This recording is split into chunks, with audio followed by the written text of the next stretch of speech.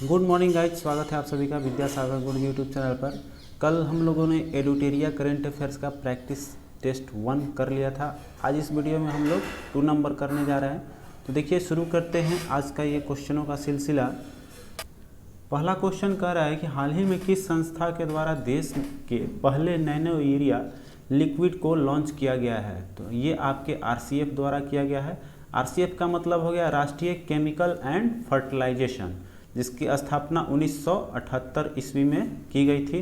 देखिए, nano urea liquid क्यों use किया गया है, क्योंकि ये जो है यूरिया लिक्विड को यूज़ करने से आपका जो पौधा है वो ज़्यादा क्षति नहीं होती। जैसे यूरिया का मात्रा अगर पौधे में ज़्यादा पड़ जाती है तो उससे सॉइल पोल्यूशन हो जाती है, या फिर उसके अलावा जितने भी आपके फसल होते हैं उसमें क्या होती है कि ज़्यादा पड़ जाने से वो नष्ट होने लगते हैं। तो उन सभी को देखते हुए बचाव के लिए नैनो यूरिया लिक्विड टेक्नोलॉजी को अपनाया गया। ये चालू किया है RCF ने, अर्थात राष्ट्रीय केमिकल एंड फर्टिलाइजेशन ने।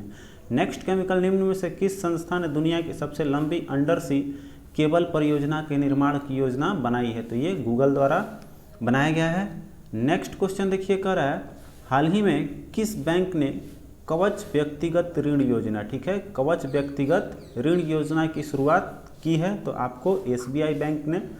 नेक्स्ट कर रहा है कि भारतीय चिकित्सा अनुसंधान परिषद ICMR द्वारा घर पर कोविड-19 जांच के लिए किस रैपिड एंटीजन टेस्ट किट को मंजूरी दी है। तो ये है आपका कोविशील्ड, ठीक है। आगे चलिए, 5 नंबर क्वेश्चन देखिए, कर रहा है हाल ही में किस मंत्रालय द्वारा देश के भारतीय दूतावासों में वन स्टॉप सेंटर खोलने, ठीक है, वन स्टॉप सेंटर खोले जाने की घोषणा की है।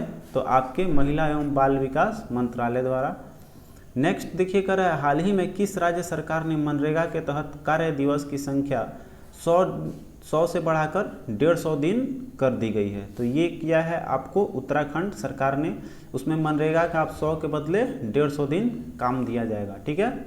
चलिए आगे देखिए, 7 नंबर क्वेश्चन कर रहे हैं नई दिल्ली में आपका पुस्तक मेला के 29वें संस्करण का आयोजन किस थीम के साथ किया गया है, ठीक है। तो इसमें बताना है कि कौन सा थीम था। तो इसका थीम जो दिया गया था इस बार वो था राष्ट्रीय शिक्षा नीति 2020 पे आधारित था, ठीक है, जिसका आयोजन फरवरी में वर्चुअली किया गया। चूँकि कोविड के वजह से नहीं, तो वर्चुअली इसका आयोजन किया गया था। आपको फरवरी में राष्ट्रीय शिक्षा नीति 2020 पर ये आधारित थे, ठीक है। नेक्स्ट 8 नंबर क्वेश्चन देखिए, कह रहा है by many a happy accident recollections of a life, ठीक है, के लेखक कौन है। आपके मोहम्मद हामिद अंसारी। आगे कह रहा है कि जनवरी 2021 में देश का पहला फायर पार्क, ठीक है, देश का पहला फायर पार्क किस राज्य में शुरू किया गया है। तो ये शुरू किया गया आपको उड़ीसा में। नेक्स्ट 10 नंबर क्वेश्चन देखिए, कह रहा है कि जनवरी 2021 में किस देश ने पेरिस जलवायु समझौते में पुनः शामिल होने का निर्णय लिया है। तो आपको अमेरिका ने। नेक्स्ट करा हाल ही में किस समाचार पत्र को champion publisher of the year, ठीक है, champion publisher of the year 2020 का खिताब दिया गया है। आपको मिला है ये द हिंदू को।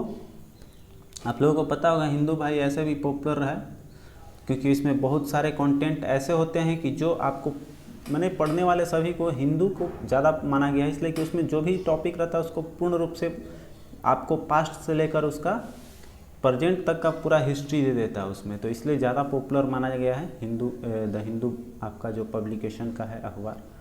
आगे कर रहे हैं आपके लाइट हाउस परियोजना, ठीक है, लाइट हाउस परियोजना का संबंध किससे है।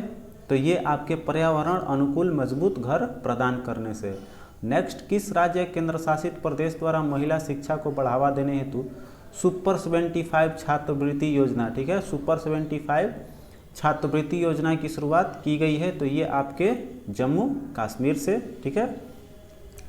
चलिए आगे देखते हैं 14 नंबर क्वेश्चन, भारत सरकार द्वारा कोविड-19 वैक्सीन के रजिस्ट्रेशन हेतु किस ऐप को लॉन्च किया गया है। तो इसके लिए लॉन्च किया गया आपका कोविन, ठीक है। करे विश्व वायु गुणवत्ता रिपोर्ट 2020 के अनुसार निम्नलिखित में से दुनिया की सबसे प्रदूषित राजधानी घोषित की गई है। तो दुनिया का सबसे प्रदूषित है आपका नई दिल्ली, और ये क्वेश्चन पहले हम लोगों ने पढ़ा भी था, नई दिल्ली है। तो इस पे समझ लीजिए कितना पॉल्यूटेड है। चलिए इसको थोड़ा सा बड़ा कर लेते हैं। आइए देखते हैं अगला क्वेश्चन। कह रहा है कि गोवा में आयोजित 91वें अंतर्राष्ट्रीय फिल्म महोत्सव में फोकस देश के रूप में किस देश को चुना गया है? तो फोकस देश के रूप में आपको चुना गया है बांग्लादेश को। आगे कह रहा है कि जर्मन संस्थान द्वारा जारी वैश्विक जलवायु जोखिम सूचकांक 2021 के संबंध में कौन सा कथन सत्य है? कथन 1 और ये दोनों बताना है। तो कह रहे हैं इस सूचकांक में प्रथम स्थान मोजाम्बिक को प्राप्त हुआ है जलवायु जोखिम सूचकांक में, ठीक है, सही है ये। फिर कह रहे हैं इस सूचकांक में भारत का 7वां स्थान है। दोनों कथन सही है तो आपका सी जो है करेक्ट हो जाएगा। क्लियर। चलिए 18 नंबर क्वेश्चन देखिए। कह रहा है कि काजा कलश को हाल ही में किस देश की पहली महिला प्रधानमंत्री के रूप में नियुक्त किया गया? ठीक है, कौन? तो काजा कलाश को। तो काजा कलाश आपको एस्टोनिया की पहली महिला प्रधानमंत्री नियुक्त की गई है। आगे कह रहा है हाल ही में किस बैंक ने महिला उद्यमियों के लिए स्टार्टअप उन्नति कार्यक्रम, ठीक है, स्टार्टअप उन्नति कार्यक्रम की शुरुआत की है? आपके HDFC बैंक ने। नेक्स्ट 20 क्वेश्चन देखिए। कह रहा है सामाजिक न्यायिक एवं अधिकारिता मंत्रालय द्वारा वृद्धजनों को पोषण उपलब्ध कराने हेतु, ठीक है, वृद्धजनों को पोषण उपलब्ध कराने हेतु आपको कह रहा है कि किस अभियान की शुरुआत की गई है? ठीक है, तो ये हुआ है वृद्धजन पोषण मिशन। नाम से ही लग रहा है वृद्धजन पोषण है तो वृद्धजन पोषण मिशन हो गया। अब आगे कह रहा है कि हाल ही में किस देश ने कोविड महामारी से बचाव हेतु सबसे पहले बड़े टीकाकरण क्लिनिक की शुरुआत की है? तो टीकाकरण क्लिनिक आपका न्यूजीलैंड ने शुरू किया। आगे देखिए 21 हो गया। आप आइए 22 नंबर क्वेश्चन। कह रहा है किस राज्य सरकार ने कोविड-19 वॉरियर मेमोरियल स्थापित करने की घोषणा की है? ये क्वेश्चन मैंने पहले सेट में करा चुका है। ये आपको उड़ीसा ने। आगे देखिए कह रहा है गुजरात में निर्मित दुनिया का सबसे बड़े क्रिकेट स्टेडियम का नाम किस व्यक्ति के नाम पर रखा गया है? तो ये देखिए कह रहा है कि दुनिया में सबसे बड़े जो है क्रिकेट स्टेडियम का नाम किसके नाम पर रखा गया है? तो नरेंद्र मोदी के नाम पे। क्लियर है। चलिए आगे देखते हैं 24 नंबर क्वेश्चन कह रहा है कि प्रधानमंत्री नरेंद्र मोदी ने उत्तर प्रदेश के किस शहर में महाराजा सुहेलदेव के स्मारक की आधारशिला वीडियो कॉन्फ्रेंसिंग के माध्यम से रखी है? तो आपको बहराइच का, ठीक है, चलिए बहराइच शहर में है। चलिए आगे चलते हैं 25 क्वेश्चन देखिए। कह रहा है कि भारत अपने किस पड़ोसी देश में सहतूत बांध, ठीक है, जिसको लालंदर बांध का नाम भी दिया गया है, का निर्माण कर रहा है? तो भारत किस पड़ोसी देश के साथ लालंदर का निर्माण कर रहा है? अफगानिस्तान के साथ, ठीक है, या सहतूत बांध भी इसको बोला गया है। आगे कह रहा है हाल ही में जारी घोषणा के अनुसार जुलाई 2021 में एनडी जैसी किस कंपनी के मुख्य कार्यकारी अध्यक्ष बनेंगे? ठीक है, तो एनडी जैसी किस कंपनी के आपको मुख्य कार्यकारी CEO के पद संभालने जा रहे हैं? तो आपको ये अमेजन का, ठीक है। चलिए आगे बढ़ते हैं 27 नंबर क्वेश्चन। आइए कह रहा है Dada Saheb Phalke international film festival award 2021 में किसे सर्वश्रेष्ठ अभिनेता का पुरस्कार दिया गया है? ठीक है, दादा साहब फाल्के में आपको सर्वश्रेष्ठ अभिनेता का पुरस्कार दिया गया है वो अक्षय कुमार को। आगे देखिए 28 हाल ही में किस राज्य के मुख्यमंत्री को Skoch chief minister of the year, ठीक है, Skoch chief of the year का पुरस्कार दिया गया है? किस राज्य के मुख्यमंत्री हैं? आपको आंध्र प्रदेश के। चलिए आगे देखिए 29 कह रहा है कि हाल ही में किसे फेमिना मिस वर्ल्ड 2020 का पुरस्कार फेमिना मिस इंडिया वर्ल्ड 2020 का पुरस्कार प्रदान किया गया है? आपको ये मिला है मानसा वाराणसी को। क्लियर। चलिए आगे चलते हैं 30 नंबर क्वेश्चन करा हाल ही में इसरो द्वारा जारी घोषणा के अनुसार चंद्रयान 3 को किस वर्ष प्रक्षेपित किया जाएगा? तो चंद्रयान 3 आपका जा रहा है 2022 में।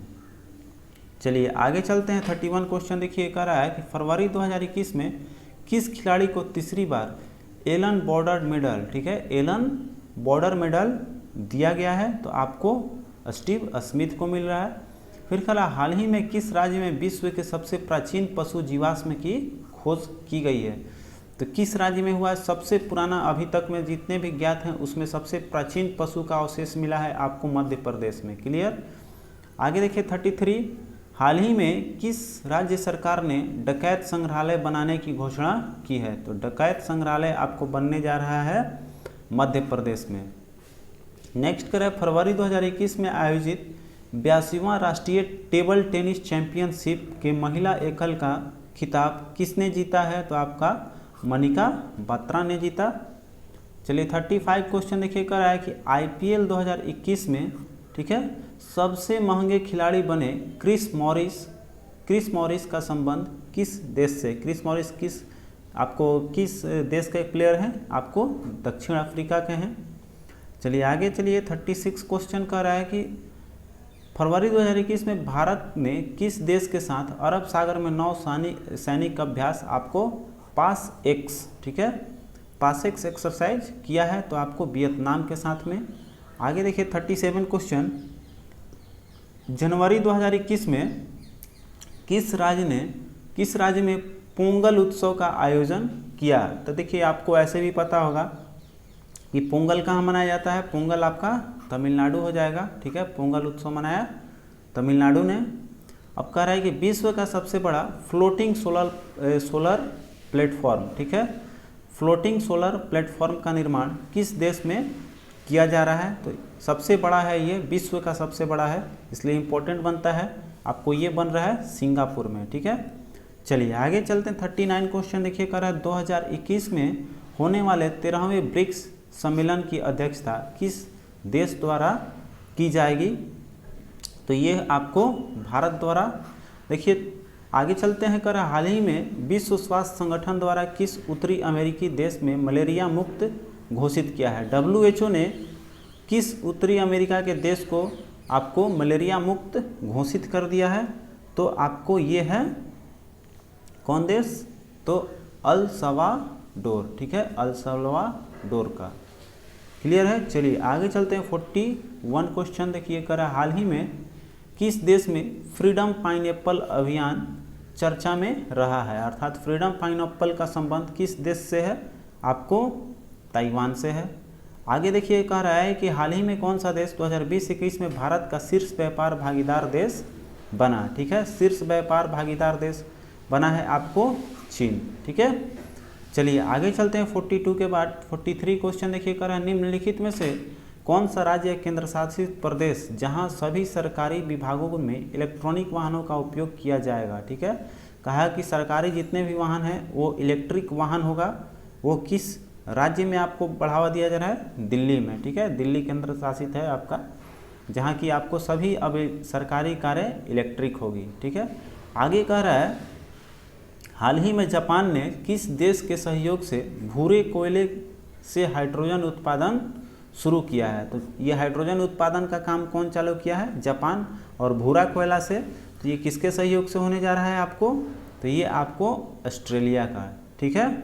चलिए आगे चलते हैं 45 क्वेश्चन देखिए कह रहा है कि इसमें आपको थोड़ा सा ये करते हैं, कह रहा है कि कोविशील्ड वैक्सीन जो है, कोविशील्ड और कोवैक्सीन के बाद भारत सरकार ने वैक्सीन के आपातकालीन उपयोग को मंजूरी किसको दे दी है? तो अभी आप लोगों ने पढ़ा होगा स्पुतनिक 5 जो है वो आपको भारत में मंजूरी दे दी गई है। आगे देखिए कह रहा है आपका क्वेश्चन कि हाल ही में चीन में किस देश के साथ अपने आर्थिक समझौते को निलंबित कर दिया है? तो ये निलंबित किया है ऑस्ट्रेलिया के साथ में, ठीक है। चलिए आगे बढ़ते हैं 47 कर हाल ही में ईरान ने किस देश को फरजाबाद बी गैस परियोजना से बाहर कर दिया है? ठीक है, फरजाबाद बी गैस परियोजना से अलग किया है आपको भारत को, ठीक है। आगे कह रहा है कि निम्नलिखित में से किस मंत्रालय द्वारा सेहत OPD पोर्टल लॉन्च किया गया है? ठीक है, तो किस मंत्रालय द्वारा सेहत OPD, देखिए ऑप्शन यहाँ क्लियर अब दिखाई दे रहा है, सेहत OPD पोर्टल लॉन्च किया गया है आपको रक्षा मंत्रालय द्वारा। आगे देखिए 49 कह रहा है कि जैस्मिन हैरिसन हाल ही में अटलांटिक महासागर को पार करने वाले विश्व के सबसे कम उम्र की महिला बनी। इनका संबंध किस देश से है? तो याद रखना है हम लोग को, जैस्मिन कौन है? Jasmine Harrison. ठीक है, जैस्मिन हैरिसन जो है अटलांटिक महासागर को पार करने वाली सबसे कम उम्र की महिला बनी है। ये आपको किस देश की है? तो ब्रिटेन की। ठीक है, आगे देखिए 50 क्वेश्चन और लास्ट क्वेश्चन है, कह रहा है कि 21-22 के केंद्रीय बजट में विनिवेश के माध्यम से कितना धन जुटाने का लक्ष्य दिया है आपको? तो 1,75,000 करोड़ रुपए का इसमें आपको विनिवेश का बताया गया है कि विनिवेश के माध्यम से धन हो सकता है। तो ये आज के वीडियो में इतना ही, मिलते हैं अगले वीडियो में। और आज शाम को हो सकता है आपको CDPO का प्रैक्टिस सेट मिल जाए, तो नए प्रैक्टिस सेट भी आ रही है, तो प्लीज़, और जितने भी मटेरियल कंटेंट है वो आपको परीक्षा के लिए एकदम फेथफुल दिया जा रहा है। तो आप चैनल पर नए हो तो प्लीज़ सब्सक्राइब कर लीजिएगा और वीडियो को शेयर जरूर कीजिएगा अपने दोस्तों के साथ। मिलते हैं तब तक अगले वीडियो में, अपना ख्याल रखिए। जय हिंद,